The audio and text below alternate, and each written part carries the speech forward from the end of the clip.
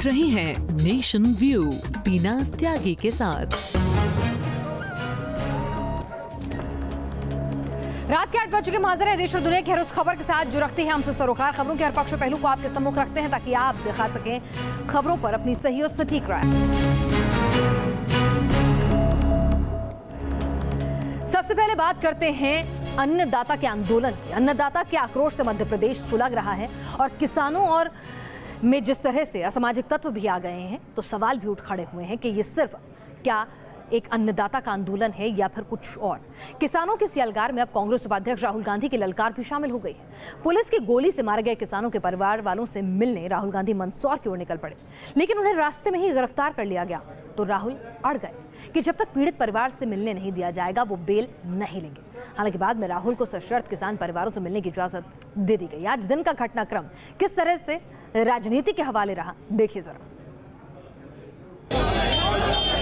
कभी तेज कदमों से किसानों के बीच पहुंचने की जद्दोजहद, फिर बाइक पर सवार हो गए।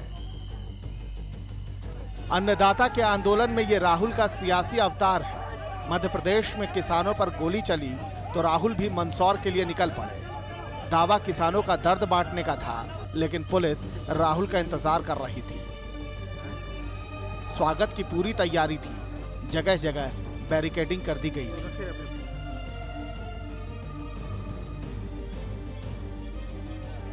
राहुल भी अड़े थे। पुलिस वालों और सीआरपीएफ के जवानों ने भी मोर्चाबंदी पूरी कर रखी थी। राहुल के आने की खबर भर ने कांग्रेसियों को जोश से भर दिया। राहुल का साथ देने उदयपुर में ही कांग्रेसियों का हुजूम भी उमड़ पड़ा और फिर कभी कार से, कभी पैदल और कभी बाइक से राहुल मंदसौर के लिए चल पड़े। यह अलग बात है कि राहुल जिस बाइक पर बैठे उसकी नंबर प्लेट तक नहीं थी, पर क्या फर्क पड़ता है। सवाल अन्नदाता का है, विरोध करना है तो बाइक का नंबर देखने की फुर्सत कहाँ। सो राहुल बैठे और चल पड़े।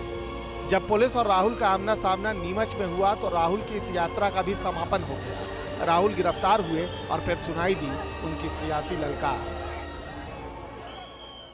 कोई कारण नहीं दिया है, ये कहा कि हम आपको अरेस्ट कर रहे हैं। उत्तर प्रदेश में भी यही किया, अब मध्य प्रदेश में किया। किसानों से मिलने के लिए बेताब राहुल गिरफ्तार तो हो गए, लेकिन मोदी सरकार को कटघरे में खड़ा करना नहीं भूले। नरेंद्र मोदी जी ने हिंदुस्तान के सबसे अमीर लोगों का 1,50,000 करोड़ रुपया माफ किया है। किसानों का माफ नहीं कर सकते, किसानों को सही रेट नहीं दे सकते, किसानों को बोनस नहीं दे सकते, किसानों को मुआवजा नहीं दे सकते, किसान को सिर्फ गोली दे सकते हैं, गोली। वैसे पुलिस ने राहुल को धारा 151 के तहत गिरफ्तार किया, लेकिन राहुल की सियासी जंग अभी बाकी थी। राहुल अड़ गए कि जब तक किसानों से मिलने नहीं दिया जाएगा बेल नहीं लेंगे और आखिरकार उन्हें सशर्त किसानों से मिलने की इजाजत दी गई। मंदसौर से नीरज श्रीवास्तव के साथ टीम न्यूज़ नेशन। मंदसौर में किसानों के परिवारों से मिलने जा रहे कांग्रेस उपाध्यक्ष राहुल गांधी की मुलाकात उनकी रिहाई के बाद ही मुमकिन हो पाई। एमपी के बॉर्डर पहुंचने के बाद एक ढाबे पर किसानों के परिवारों के साथ मुलाकात की राहुल ने, जिसके बाद राहुल ने गोलीकांड में मारे गए किसानों के लिए शहीद का दर्जा देने की मांग की। कांग्रेस की तरफ से इस मांग को उठाने का पूरा भरोसा भी दिलाया। राहुल ने केंद्र सरकार पर तंज कसते हुए किसानों को भुलाने का आरोप लगाया।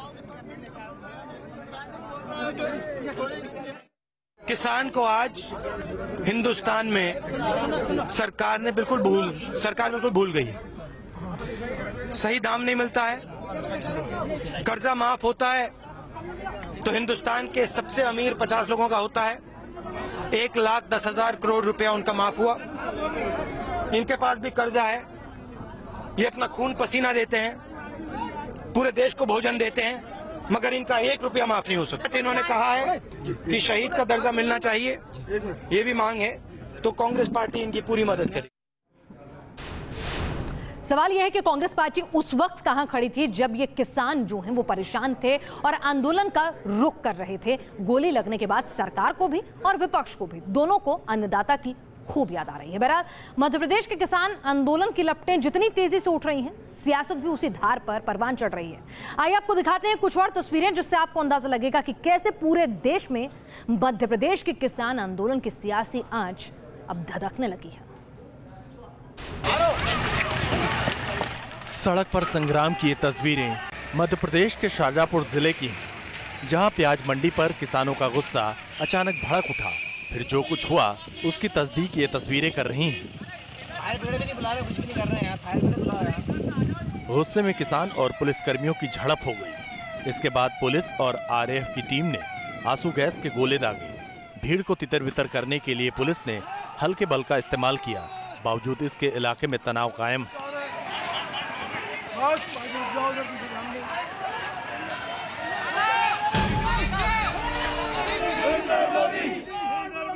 जम्मू में कांग्रेस कार्यकर्ताओं ने ट्रेन का रास्ता रोक लिया। कई कार्यकर्ता तो इंजन पर चढ़कर नारेबाजी करने लगे। तो वहीं कांग्रेस के जम्मू इकाई के नेता ट्रैक पर धरने पर बैठ गए। काफी देर तक हंगामा होता रहा। जीआरपी के जवान कांग्रेस कार्यकर्ताओं को हटाते रहे, लेकिन वो टच से मस नहीं हो रहे थे।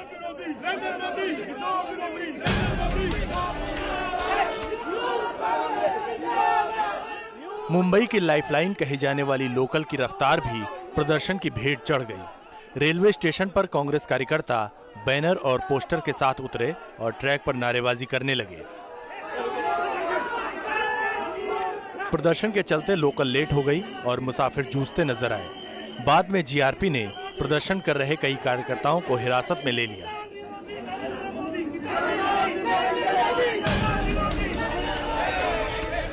शिवराज सरकार के खिलाफ बेंगलुरु कैंट स्टेशन पर भी कांग्रेसियों का सैलाब उमड़ा। हालांकि इन लोगों को प्लेटफॉर्म पर जाने नहीं दिया गया, तो कांग्रेस कार्यकर्ता स्टेशन के बाहर ही प्रदर्शन करने लगे। Team news nation. तो पूरे देश में इस बीच प्लास्टिक के चावल को लेकर भी हड़कंप मचा हुआ है। कई शहरों में शिकायतें मिलने के बाद ये जांच हो रही है कि क्या वाकई थाली में प्लास्टिक का चावल है या नहीं।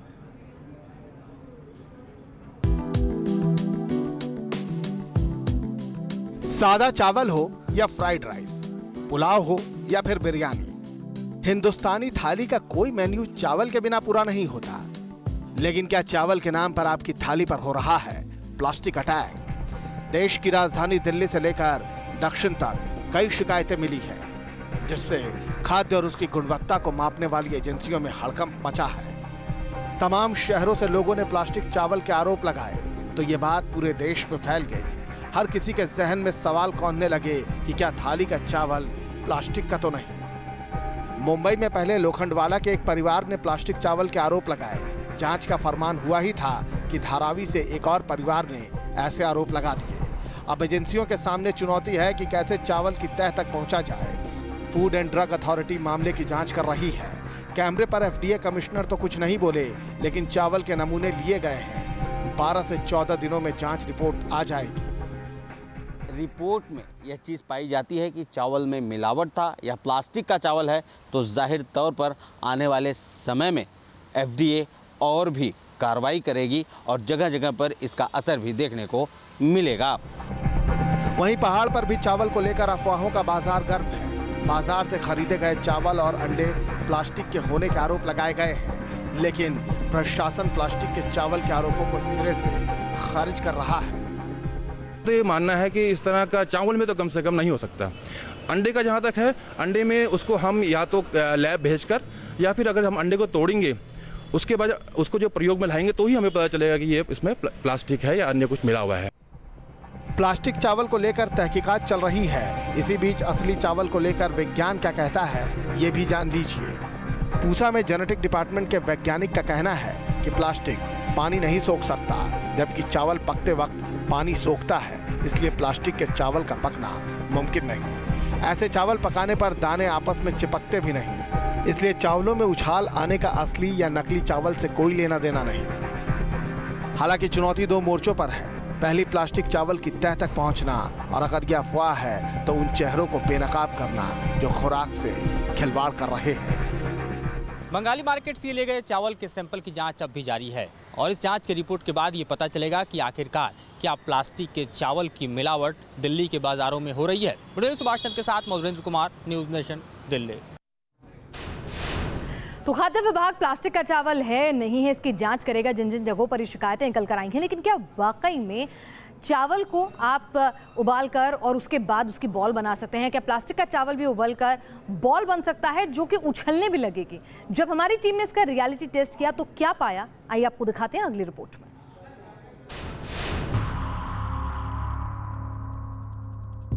थाली में चावल कहीं प्लास्टिक के तो नहीं? कैसे करें असली और नकली चावल में फर्क? क्या चावल भी प्लास्टिक के हो सकते हैं? इन दिनों प्लास्टिक चावल को लेकर शिकायतों और दावों का अंबार है। ऐसे में ये जानना जरूरी है कि क्या है प्लास्टिक चावल की इनसाइड स्टोरी और सवाल। इन सबको विज्ञान की कसौटी पर परखना भी जरूरी है।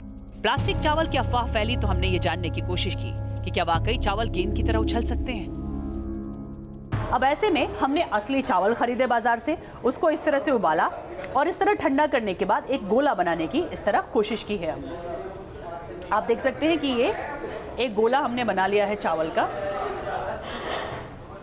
और ये असली चावल, इसमें प्लास्टिक के चावल की कोई मिलावट नहीं है। अब उसी तरह का ठीक गोला बनाया है और वैज्ञानिकों ने जो कहा है उस बात की पुष्टि करने की हम कोशिश करेंगे। इसे उछालेंगे और देखते हैं कि ये गोला उछलता है कि नहीं। अब आप देख सकते हैं ये गोला नहीं उछला, टूट गया। तो एक गोला तो हमने उछाला और आपने देखा कि वो गोला नहीं उछला, जबकि ये असली चावल से बना हुआ बॉल था और इस तरह से नीचे ही पड़ा रह गया। अब हमने सोचा एक बार और इसे टेस्ट करके देखते हैं और एक और गोला हमने इसी चावल से बनाया, ठीक उसी तरह का गोला, और इसे एक बार फिर हम उछालने की कोशिश करते हैं जिस तरह से वैज्ञानिकों का दावा है। और इसे हमने उछालने की कोशिश की, हालांकि ये थोड़ा उछल रहा है। लेकिन इतने भर से ही मान लेना कि चावल प्लास्टिक के हैं ये कहना गलत होगा। इसके लिए हमने वैज्ञानिक राय के लिए रुख किया। इससे उससे कोई संबंध नहीं है और ये अफवाह फैलाई जा रही है। किसके द्वारा फैलाई जा रही है, क्या उनका निहित स्वार्थ है, इसके बारे में कुछ नहीं कह पाऊंगा, लेकिन ये बिल्कुल गलत है। विज्ञान मानता है कि प्लास्टिक के चावल का कोई वजूद नहीं, ये महज अफवाह है। वहीं कई शहरों से शिकायत मिलने के बाद खाद्य विभाग ये पुख्ता कर लेना चाहता है कि चावल के नाम पर कोई चालबाजी तो नहीं, लिहाजा तफ्तीश जारी है। रिपोर्ट आने तक नतीजों पर पहुंचना ठीक नहीं। Team news nation. रिपोर्ट आने पर ही सच का पता चलेगा, लेकिन तब तक आप रहिए सावधान।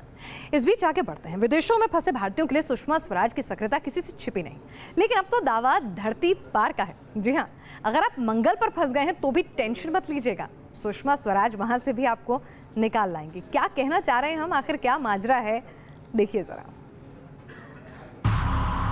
सूडान से निकाल लाई, यमन में भी देवदूत साबित हुआ दूतावास, लेकिन अब एक ट्वीट के बाद खत्म हो जाती है और भी टेंशन। ये विदेश मंत्री सुषमा स्वराज के काम करने का स्टाइल है। अगर आप कभी मंगल ग्रह में भी फंस गए तो चिंता मत करिएगा, सुषमा जी है ना। विदेशों में फंसे भारतीयों को मदद पहुंचाने में आगे रहने वाली सुषमा स्वराज मंगल ग्रह पर भी कर देंगी मदद। तो क्या मंगल पर भी बस गई है इंसानी बस्ती? क्या मंगल पर भी खुल गया है भारतीय दूतावास? नहीं भाई, ये तो सुषमा जी का चुटीला अंदाज है। दरअसल विदेश मंत्री सुषमा स्वराज को टैग कर एक ट्वीट किया गया। ट्वीट जरा हट के था। करण सैनी नाम के एक ट्विटर यूजर ने लिखा, सुषमा स्वराज जी मैं मंगल ग्रह पर फंस गया हूँ। 987 दिन पहले मंगलयान से जो खाना भेजा गया था वो खत्म हो गया है। अब दूसरा मंगलयान कब भेज रही हैं? अब सुषमा स्वराज का ट्रैक रिकॉर्ड तो यही कहता है कि अगर भारतीय कहीं फंसा हो तो वो मदद के लिए हमेशा तैयार रहती हैं। लेकिन यहाँ बात धरती पार की है, दावा मंगल ग्रह पर फंसे होने का है। पर सुषमा स्वराज भी कहाँ कम है। जिस अंदाज में ट्वीट हुआ, जवाब उसी अंदाज में दिया। अगर आप मंगल पर फंस गए हैं तो भारतीय दूतावास आपकी वहाँ मदद करेगा। खैर, ये तो हंसी मजाक की बात है, लेकिन यहाँ आपको सुषमा स्वराज की जुबानी ही सुनाते चलते हैं कि कैसे भारतीय दूतावास विदेशों में फंसे भारतीयों के लिए मददगार बनी है। पिछले 3 वर्षों में लगभग 80,000 लोग जो संकट में फंसे हुए थे उन्हें भारत सुरक्षित लाया गया है। 80,000 लोग। और इसके लिए मैं 3 लोगों को धन्यवाद देना चाहूंगी। सबसे पहले प्रधानमंत्री जी, जिन्होंने खाड़ी के देशों के साथ हमारे संबंध इतने ज़्यादा अच्छे कर दिए कि वो सहायता करने को तत्पर रहते हैं। दूसरा, मेरे ये दोनों सहयोगी, मैंने बहुत सोच विचार कर कार्य विभाजन किया। फील्ड का काम जनरल को दिया, चर्चा का काम जर्नलिस्ट को दिया। सुषमा स्वराज की सक्रियता की कायल तो विपक्षी पार्टियां भी हैं और विदेशों में रह रहे भारतीयों के लिए तो विदेश मंत्रालय का ये सबसे बड़ा भरोसा है। Team news nation.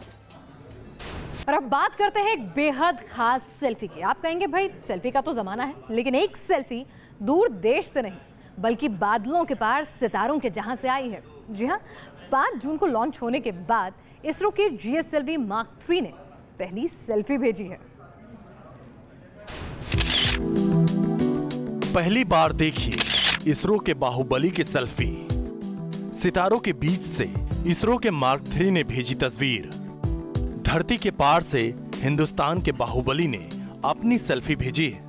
सेल्फी में GSLV की उड़ान से लेकर अंतरिक्ष में अपनी कक्षा में स्थापित होने तक के पल कैद हैं। इसरो के बाहुबली रॉकेट के नाम से मशहूर हो चुके GSLV Mark 3 D1 के ऑनबोर्ड कैमरा ने लॉन्चिंग के बाद अंतरिक्ष से वीडियो भेजा है। वीडियो में दिख रही तस्वीरें बिल्कुल सेल्फी की ही तरह हैं। इस रॉकेट का वजन करीब 200 हाथियों के बराबर है।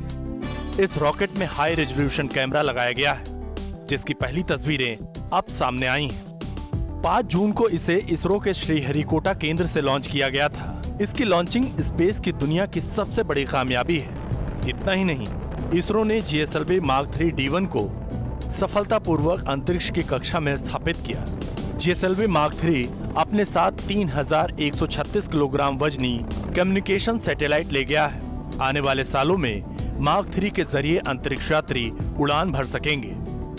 GSLV Mark 3 के तौर पर भारत न केवल अभी तक के सबसे विशाल रॉकेट के प्रक्षेपण में कामयाब रहा है, बल्कि इसके साथ सैटेलाइट GSAT 19 को संचार के लिहाज से एक गेम चेंजर माना जा रहा है, जो आने वाले दिनों में संचार और इंटरनेट की दुनिया में क्रांति ला सकता है। Team news nation. क्या संन्यास में ही असली सुख है? क्या आत्म सुख के लिए सभी मोह माया का त्याग ही अंतिम उपाय है?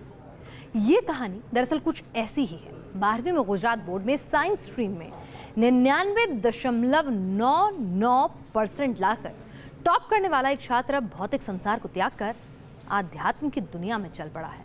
वर्षिल शाह ने जैन धर्म की दीक्षा ले ली है। तो आइए उसी से जानते हैं कि इस शिखर से संन्यास का ये पूरा सच क्या है। ढोल नगाड़ों के थाप, झूमते नाचते लोगों की टोली और बग्घी पर सवार एक नौजवान। उम्र महज 17 साल, लेकिन फैसला इतना कठिन कि बड़े बड़े लेने से कतराएं। ये शिखर से संन्यास का रास्ता है, जिसे चुना है सूरत के वर्षिल ने। वर्षिल क्यों दुनिया छोड़ दीन की राह पर चल निकले, ये आपको उन्हीं की जुबानी सुनाएंगे। लेकिन पहले ये जान लीजिए कि वर्षिल है कौन। 17 साल के वर्षिल शाह गुजरात में 12वीं के टॉपर हैं। इम्तिहान में उन्हें 99.99% नंबर मिले। जाहिर है वर्षिल के सामने एक सुनहरा मुस्तकबिल था। दुनिया की नजरों से देखें तो वर्षिल हर सुख हासिल कर सकते थे, जिंदगी में तरक्की के नए आयाम गढ़ सकते थे। लेकिन वर्षिल ने चुना संन्यास का रास्ता। उस जीवन में कैसा था कि पदार्थ सब इकट्ठे करने में पूरी ज़िंदगी ख़त्म हो जाती है। सुख सामने होता है, मिलेगा, अभी मिलेगा, अभी मिलेगा, लेकिन सतत दुख ही मिलता है। सांसारिक सुखों को छोड़कर वर्षिल संन्यास के रास्ते पर चल निकली। गाजे बाजे के साथ उनकी शाही सवारी निकली।